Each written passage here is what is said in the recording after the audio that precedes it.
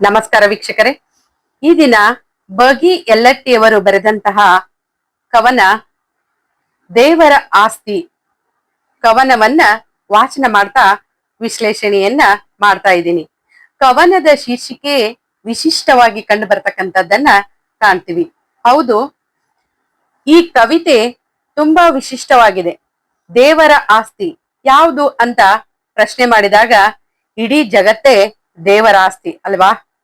ಹೌದು, ನಾವೆಲ್ಲ ಬಾಡಿಗೆದಾರರು ಅಂತಕ್ಕಂತ ವಿಷಯವನ್ನ ಕವಿ ಕವಿತೆಯುದ್ದಕ್ಕೂ ನಮಗೆ ಎಚ್ಚರಿಕೆಯನ್ನು ಕೊಡ್ತಕ್ಕಂಥದ್ದನ್ನ ಕಾಣ್ತೀವಿ. ಹಾಗಾದ್ರೆ ಬನ್ನಿ ಕವಿತೆಯ ವಾಚನ ಮಾಡ್ತಾ ವಿಶ್ಲೇಷಣೆಯನ್ನ ಮಾಡ್ತಾ ಹೋಗೋಣ. ದೇವರ ಮನೆ ಇದು ಈ ಜಗವೆಲ್ಲ, ದೇವರ ಮನೆ ಇದು ಈ ಜಗವೆಲ್ಲ, ಬಾಡಿಗೆದಾರರು ಜೀವಿಗಳೆಲ್ಲ, ಬಾಡಿಗೆದಾರರು ಜೀವಿಗಳೆಲ್ಲ, ಇಷ್ಟೇ ದಿವಸ ಇಷ್ಟೇ ವರುಷ, ಇಷ್ಟೇ ದಿವಸ ಇಷ್ಟೇ ವರುಷ, ಇರಬೇಕೆನ್ನುವ ಕಟ್ಟು ಕರಾರು, ಇರಬೇಕೆನ್ನುವ ಕಟ್ಟು ಕರಾರು, ಏನಿಹುದೇನೋ ಅರಿತವರಾರು, ಏನಿಹುದೇನೋ ಅರಿತವರಾರು. ಎಂತ ಸುಂದರವಾದಂತಹ ಸಾಲುಗಳನ್ನ ಕವಿ ಹಿಡಿದಿಟ್ಟಿದ್ದಾರೆ ಅಂತಕ್ಕಂಥದ್ದನ್ನ ನೋಡ್ಬೋದು. ನಾವೆಲ್ಲ ಬಾಡಿಗೆದಾರರು, ದೇವರ ಮನೆ ಈ ಒಂದು ಜಗತ್ತು ಅಂತಕ್ಕಂಥದ್ದು. ಆದ್ರೂ ಕೂಡ ನಾವು ಶಾಶ್ವತವಾಗಿ ಇರ್ತೀವಿ ಅನ್ನೋ ಒಂದು ಭಾವದಲ್ಲಿನ ಜೀವನವನ್ನ ಸಾಗಿಸ್ತಾ ಇದ್ದೀವಿ. ಆದ್ರೆ ನಾವು ಶಾಶ್ವತ ಅಲ್ಲ, ನಾವು ಅತಿಥಿಗಳು ಅಂತಕ್ಕಂಥದ್ದು. ಅಂದ್ರೆ ಬಾಡಿಗೆದಾರರು ಯಾವಾಗ ಆ ಬಾಡಿಗೆ ಕೊಟ್ಟವನು ಬಂದು ಖಾಲಿ ಮಾಡು ಅಂದಾಗ ಮನೆಯನ್ನು ಹೇಗ್ ಬಿಡ್ಬೇಕೋ ಹಾಗೆ ದೇವರು ನಮಗೆ ಆಯುಷ್ಯನ್ನ ಮುಗಿಸಿದಾಗ ನಾವು ಹೋಗ್ಲೇಬೇಕು ಅಂತಕ್ಕಂತ ಮಾತನ್ನ ಇಲ್ಲಿ ಕವಿ ಹೇಳ್ತಕ್ಕಂಥದ್ದನ್ನ ಕಾಣ್ತೀವಿ. ಆದ್ರೂ ಕೂಡ ನಮ್ಮಲ್ಲಿ ಎಷ್ಟು ಆಸೆ, ಎಷ್ಟು ಹಂಬಲ, ಎಷ್ಟು ಬದುಕಿನ ಹಂಬಲಗಳು ಅಂತಕ್ಕಂಥದ್ದನ್ನ ನಾವು ಕಾಣ್ಬಹುದು. ಅವೆಲ್ಲವೂ ಕೂಡ ತಕ್ಕ ಮಟ್ಟಿಗೆ ಇದ್ರೆ ಪರವಾಗಿಲ್ಲ, ಅತಿಯಾದ್ರೆ ಒಳ್ಳೇದಲ್ಲ ಅಂತಕ್ಕಂಥ ಮಾತನ್ನ ಕವಿ ಹೇಳ್ತಕ್ಕಂಥದ್ದು. ಏನಿಹುದೇನೋ ಅರಿತವರಾರು, ಯಾರು ಶಾಶ್ವತವಾಗಿ ಮಾತ್ರ ಈ ಭೂಮಿ ಮೇಲೆ ಇರೋದಿಲ್ಲ, ಆದ್ರೆ ಇರುವಂತ ದಿನ ಖುಷಿಯಾಗಿರ್ಬೇಕು ಅಂತಕ್ಕಂಥದ್ದು. ಅದರ ಜೊತೆಗೆ ಯಾವಾಗ ದೇವರ ನಮ್ಮನ್ನ ಕರ್ಕೋತಾನ ಅನ್ನೋದು ಕೂಡ ಗೊತ್ತಿಲ್ಲ ಅಂತಕ್ಕಂಥದ್ದು. ಗ್ಯಾರಂಟಿ ಇರದ ಜೀವನ ಅನ್ನುವುದನ್ನ ಸೂಕ್ಷ್ಮವಾಗಿ ಕವಿ ಹೇಳ್ತಕ್ಕಂಥದ್ದು. ಏನಿಹುದೇನೋ ಅರಿತವರಾರು ಅನ್ನೋ ಒಂದು ಸಾಲಿನಲ್ಲಿ ಎಲ್ಲವೂ ಅಡಗಿದೆ ಅನ್ನೋದನ್ನ ನಾವು ಮನಗಾಣಬಹುದು. ಹಾಗಾದ್ರೆ ಬನ್ನಿ ಮತ್ತೆ ಒಂದಿಷ್ಟು ವಿಚಾರಗಳನ್ನ ಯಾವ ರೀತಿಯಾಗಿ ಹೇಳ್ತಾ ಹೋಗಿದ್ದಾರೆ ಅನ್ನೋದನ್ನ ನೋಡೋಣ. ಈಗಲೇ ಬಿಡು ಎನೆ ಬಿಡಬೇಕಷ್ಟೆ, ಈಗಲೇ ಬಿಡು ಎನೆ ಬಿಡಬೇಕಷ್ಟೆ, ನಾವಾಗಿಯೇ ಸಹ ಬಿಡಬಹುದಷ್ಟೇ, ನಾವಾಗಿಯೂ ಸಹ ಬಿಡಬಹುದಷ್ಟೇ, ನಾನೇ ಕಟ್ಟಿಸಿದೆ ನಾನೇ ಹುಟ್ಟಿಸಿದೆ, ನಾನೇ ಕಟ್ಟಿಸಿದೆ ನಾನೇ ಹುಟ್ಟಿಸಿದೆ, ಎನ್ನುವುದೆಲ್ಲವೂ ಜಂಬದ ಸೊಲ್ಲು, ಎನ್ನುವುದೆಲ್ಲವೂ ಜಂಬದ ಸೊಲ್ಲು, ಅಂತ್ಯಕ್ಕೆ ತೋರುವುದಿ ನುಡಿ ಜೊಳ್ಳು, ಅಂತ್ಯಕ್ಕೆ ತೋರುವುದಿ ನುಡಿ ಜೊಳ್ಳು. ಮನುಷ್ಯನಲ್ಲಿರ್ತಕ್ಕಂಥ ಅಹಂಕಾರ ಯಾವ ರೀತಿಯಾಗಿರುತ್ತೆ ಅಂತ ಅಂದ್ರ, ಮನೆ ಕಟ್ಟಿದ್ದು ನಾನು ಅಥವಾ ನನ್ನಿಂದಾನೇ ಎಲ್ಲ, ಜೊತೆಗೆ ಎಲ್ಲವೂ ಕೂಡ ನನ್ನಿಂದಾನೇ ಸಾಧ್ಯ, ನಾನಿಲ್ದೆ ಯಾವುದು ನಡೆಯೋದಿಲ್ಲ. ಹೀಗೆ ಮನುಷ್ಯನಲ್ಲಿರ್ತಕ್ಕಂಥ ಮನೋಭಾವಗಳನ್ನ ಅಥವಾ ಅಹಂಕಾರ ಅಂತಕ್ಕಂಥದ್ದು ಶಾಶ್ವತ ಅಲ್ಲ ಅಂತಕ್ಕಂಥದ್ದನ್ನೇ ಕವಿ ಇಲ್ಲಿ ಹೇಳ್ತಕ್ಕಂಥದ್ದು. ಯಾವಾಗ ಕರಿತಾನೋ ಆವಾಗ ಹೋಗ್ಬೇಕು, ಬಾಡಿಗೆದಾರ ಬಂದು ಯಾವಾಗ ಬಿಡಿಸ್ತಾನೋ ಮನಿ ಹೇಗ್ ಬಿಡ್ತೀವೋ ಹಾಗೆ ಕರೆವ ರಾಯಭಾರಿ ಬಂದಾಗ ನಾವು ಹೋಗ್ಲೇಬೇಕು. ಕೆಲವು ಸರ್ಗಿ ಅವನು ಕರೆದಾಗ್ಲೂ ಕೂಡ ಹೋಗ್ತೀವಿ, ಜೊತೆಗೆ ಅವನು ಕರೀಲಾರ್ದೇನೂ ಕೂಡ ಹೋಗ್ಬಹುದು ಅಂತಕ್ಕಂಥದ್ದನ್ನ ತಿಳಿ ಹಾಸ್ಯದ ಮೂಲಕ ಇಲ್ಲೇ ಹೇಳ್ತಕ್ಕಂಥದ್ದನ್ನ ಕಾಣ್ತೀವಿ.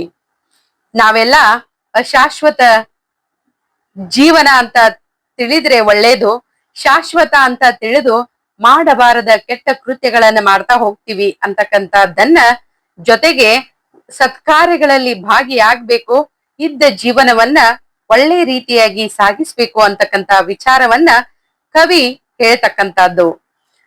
ಅಂತ್ಯಕ್ಕೆ ತೋರಿಯುವುದು ನುಡಿ ಜೊಳ್ಳು, ಅಹಂಕಾರ, ಸೊಕ್ಕು, ದರ್ಪ, ದೌಲತ್ತು ಇವೆಲ್ಲವೂ ಕೂಡ ಜೊಳ್ಳುತನ ಅಂತಕ್ಕಂಥದ್ದನ್ನ ಕವಿ ಅಭಿವ್ಯಕ್ತಪಡಿಸಿರ್ತಕ್ಕಂಥದ್ದನ್ನ ಕಾಣ್ತೀವಿ. ಹಾಗಾದ್ರೆ ಮತ್ತೆ ಬನ್ನಿ, ಯಾವ ರೀತಿಯಾದಂತ ವಿಶೇಷವಾದಂತ ವಿಚಾರಗಳನ್ನ ಕವಿತೆಯಲ್ಲಿ ಹೇಳಿದ್ದಾರೆ ಅಂತ ನೋಡ್ತಾ ಹೋಗೋಣ.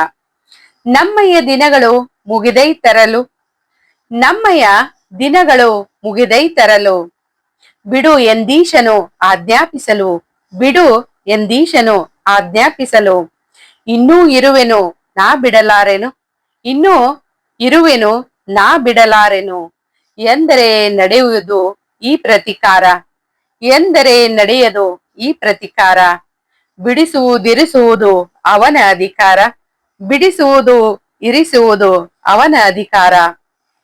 ಇಲ್ಲಿ ಮನುಷ್ಯನಲ್ಲಿ ಸಾವು ಅಂತಕ್ಕಂಥದ್ದು, ನೋವು ಅಂತಕ್ಕಂಥದ್ದು ಎಲ್ಲವೂ ಕೂಡ ಭಗವಂತನ ಇಚ್ಛೆ ಅಂತಕ್ಕಂಥದ್ದನ್ನ ಕವಿ ಹೇಳ್ತಕ್ಕಂಥದ್ದು.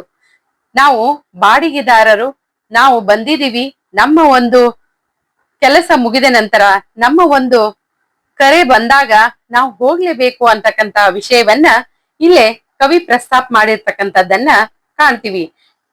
ಯಾವಾಗ ನಮ್ಮ ದಿನಗಳು ಮುಗಿಯುತ್ತ ಅವಾಗ ಈಶ ನಮ್ಮನ್ನ ಕರಿತಾನ, ಅವಾಗ ನಾವು ಹೋಗ್ಬೇಕು ಸಂತೋಷದಿಂದ ಅಂತಕ್ಕಂಥದ್ದು.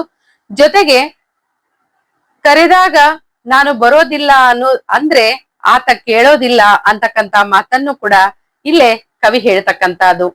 ಎಲ್ಲವೂ ನನ್ನಿಂದ ಅಂತಕ್ಕಂಥದ್ದು ಆ ಮನೋಭಾವ ಏನಾದ್ರೂ ಇತ್ತಂದ್ರೆ ಅದು ಸುಳ್ಳು ಜೊಳ್ಳು ಅಂತಕ್ಕಂತ ಮಾತನ್ನು ಕೂಡ ಹೇಳ್ತಕ್ಕಂಥದ್ದು. ಇಲ್ಲೇ ನಮ್ಮ ಇರಿಸುವುದಕ್ಕೆ ಬಿಡಿಸುವುದಕ್ಕ ಅಧಿಕಾರವನ್ನ ಹೊಂದಿದವನು ಆ ದೇವರು ಅಂತಕ್ಕಂತ ಮಾತನ್ನ ಇಲ್ಲೇ ಕವಿ ಹೇಳ್ತಕ್ಕಂಥದ್ದು. ಹಾಗಾದ್ರೆ ಬನ್ನಿ, ಮುಂದಿನ ಒಂದು ಸಾಲುಗಳಲ್ಲಿ ಯಾವ ರೀತಿಯಾಗಿ ಅಭಿವ್ಯಕ್ತಪಡಿಸಿದ್ದಾರೆ ಅಂತ ನೋಡ್ತಾ ಹೋಗೋಣ. ಇಷ್ಟನು ಕೊಟ್ಟಬಹುದಾತನ ಕರುಣೆ, ಇಷ್ಟನು ಕೊಟ್ಟಬಹುದಾತನ ಕರುಣೆ, ಒಂದಿಷ್ಟಾದರೂ ಉಪಕೃತಿ ಸ್ಮರಣೆ, ಒಂದಿಷ್ಟಾದರೂ ಉಪಕೃತಿ ಸ್ಮರಣೆ, ಹಿಡಿದರೆ ಒಳಿತು ಬಾಡಿಗೆ ಸಲ್ಲೀತು, ಹಿಡಿದರೆ ಒಳಿತು ಬಾಡಿಗೆ ಸಲ್ಲೀತು, ಈ ನಮ್ಮಿರವಿದು ದೇವರ ಆಸ್ತಿ, ಈ ನಮ್ಮಿರವಿದು ದೇವರ ಆಸ್ತಿ, ಈ ಜಗವೆಲ್ಲ ದೇವರ ವಸತಿ, ಈ ಜಗವೆಲ್ಲ ದೇವರ ವಸತಿ. ಇಲ್ಲೇ ಬಾಡಿಗೆದಾರರು ಬಾಡಿಗೆಯನ್ನ ಕೊಟ್ಟಾಗ ಅವರಿಗೆ ನಾವು ಋಣಿಯಾಗಿರ್ತಕ್ಕಂಥದ್ದು. ಅದೇ ರೀತಿಯಾಗಿ ಇಲ್ಲೇ ಕವಿ ಹೇಳ್ತಕ್ಕಂಥದ್ದು, ನಾವೆಲ್ಲ ಬಾಡಿಗೆದಾರರು ದೇವರ ಆಸ್ತಿಯಲ್ಲಿ ಇದೀವಿ, ಆತನಿಗೆ ಏನಾದ್ರೂ ಸಲ್ಲಿಸ್ಬೇಕಾತಂದ್ರ ಒಳ್ಳೆಯ ಕಾರ್ಯಗಳನ್ನು ಮಾಡ್ಬೇಕು, ಸತ್ಕಾರ್ಯಗಳಲ್ಲಿ ತೊಡಗ್ಬೇಕು ಅಂತಕ್ಕಂಥದ್ದು. ಆವಾಗ ಮಾತ್ರ ಆತನಿಗೆ ಬಾಡಿಗೆಯನ್ನ ಅಥವಾ ಆತನಿಗೆ ಋಣಿಯಾಗಿರ್ಲಿಕ್ಕೆ ಸಾಧ್ಯ ಅಂತಕ್ಕಂಥದ್ದನ್ನ ಇಲ್ಲೇ ಕವಿ ಹೇಳ್ತಕ್ಕಂಥದ್ದು. ಇಷ್ಟೇ ಸಾಲದು, ದೇವರ ಆಸ್ತಿ ಈ ಜಗವೆಲ್ಲ ದೇವರ ವಸತಿ, ಇದೆಲ್ಲವೂ ಕೂಡ ಒಂದು ಹುಲ್ಲು ಅಲುಗಾಡ್ಬೇಕಾತಂದ್ರೂ ಕೂಡ ದೇವರ ಅಪ್ಪಣೆ ಬೇಕು ಅಂತಕ್ಕಂಥದ್ದು ನಮ್ಮ ಹಿರಿಯರು ಹೇಳ್ತಕ್ಕಂಥದ್ದು. ನಾವು ಏನೋ ಮಾಡಿದ್ರು ಕೂಡ ಅದು ಅಶಾಶ್ವತ, ದೇವರ ಮಾಡಿದ್ದು ಶಾಶ್ವತ. ಪ್ರಕೃತಿಯನ್ನೇ ನೋಡಿದಾಗ ಸಾಕಷ್ಟು ಜಲಚರಗಳ ಇದ್ದಾವ, ಅದರ ಜೊತೆಗೆ ಮನುಷ್ಯನು ಕೂಡ ಇದ್ದಾನೆ. ಮನುಷ್ಯ ಬುದ್ಧಿಜೀವಿ, ತನ್ನ ಅನ್ನವನ್ನ ತಾನೇ ದುಡ್ಕೊಳ್ತಾನೆ, ಬೇಯಿಸ್ಕೊಳ್ತಾನೆ ಅಂತ ಅಂದ್ರೂ ಕೂಡ ಪಶು ಪಕ್ಷಿಗಳಿಗೆ ಆಹಾರವನ್ನು ಹಾಕುವವರು ಯಾರು ಅಂತಕ್ಕಂಥದ್ದು. ಗುಡ್ಡದಲ್ಲಿ ಬೆಳೀತಕ್ಕಂತಹ ಒಂದು ಸಸಿಗೂ ಕೂಡ ನೀರನ್ನ ಹಾಕುವವರು ಯಾರು ಅಂತ ಪ್ರಶ್ನೆ ಬಂದಾಗ ಆ ದೇವರು ಅಲ್ವಾ.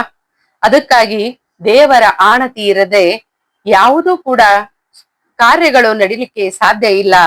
ನಾವು ದೇವರ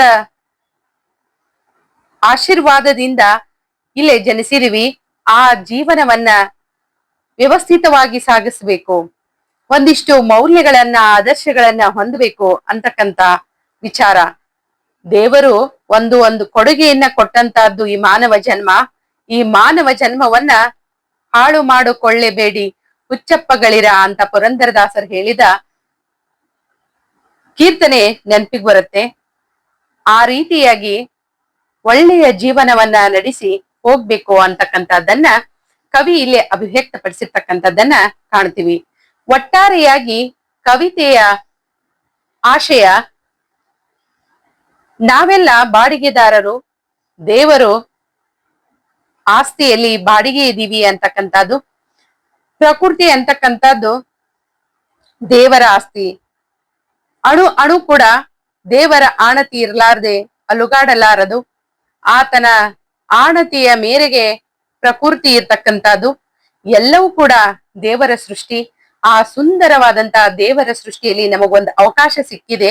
ಆ ಅವಕಾಶವನ್ನ ಸದುಪಯೋಗ ಪಡಿಸಿಕೊಳ್ಬೇಕು. ಒಳ್ಳೆತನದಿಂದ ಜೀವನ ಮಾಡಬೇಕು. ಅಹಂಕಾರ, ದರ್ಪ, ದೌಲತ್ತುಗಳು ಮರೆಯಾಗ್ಬೇಕು. ಒಳ್ಳೆತನ ಅರಳಬೇಕು ಅಂತಕ್ಕಂತ ಮಾತನ್ನ ಕವಿ ಹೇಳ್ತಕ್ಕಂಥದ್ದು.